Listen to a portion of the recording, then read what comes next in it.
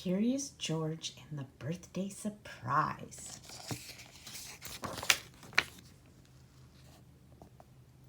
This is George. He was a good little monkey and always very curious. Today is a special day, the man with the yellow hat told George at breakfast.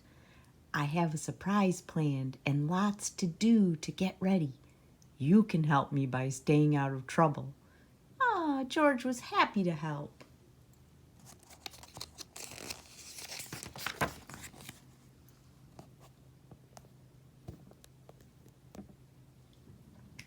Later, while George was looking out the window and being very good, he heard some tinkly music. It was coming from an ice cream truck. George watched as a whole line of children and their dogs enjoyed some ice cream treats. It looked like fun. But when the ice cream truck moved on, George forgot all about staying out of trouble and went to find some fun of his own. In the living room, George found noisemakers and hats and games. Could this be part of his friend's surprise? Before George could find out, he spotted some streamers, balloons, and colored tissue. He could not resist.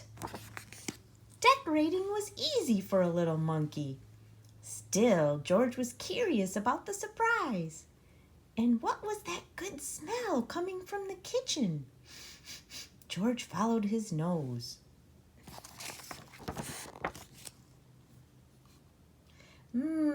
It was a cake, and it looked as good as it smelled. All it needed was frosting. George had seen his friend make frosting before, but today his friend was busy. Maybe George could help. He could frost the cake himself. First, George put a bit of this in the mixing bowl. Next, he added a bit of that. Then he turned the mixer on. The frosting whirled round and round. It was whirling too fast, but when George tried to stop the mixer, it only went faster and faster and faster. George lifted the beaters out of the bowl. Frosting flew everywhere. Poor George. He did not mean to make such a mess. He had only wanted to help. Now, how could he clean up the sticky kitchen? Just then, George heard the tinkling music again. The ice cream truck was coming back up the street, and George had an idea. Quickly, he opened the door and invited all of the dogs in for a treat.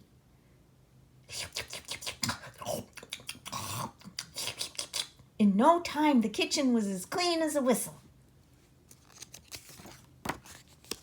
When the dogs finished their snack, George took them back outside.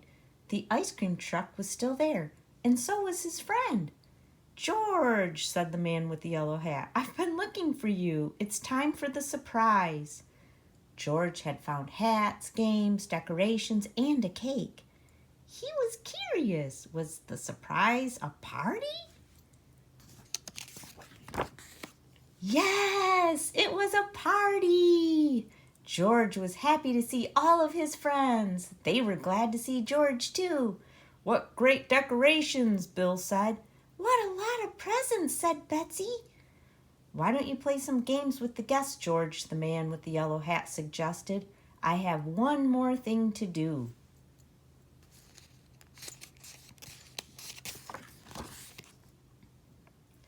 When George's friend came back, he was carrying a cake covered in candles. This wasn't just any party, it was a birthday party. But George was still curious. Whose birthday was it? He watched to see who would blow out the candles. The man with the yellow hat put the cake down right in front of George. That was a surprise! It was George's birthday! The party was for him. Everyone sang happy birthday. Happy birthday to you.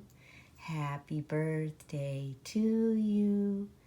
Happy birthday, dear George. Happy birthday to you. Then George took a deep breath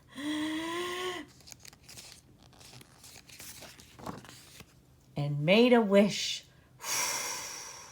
Happy birthday, George.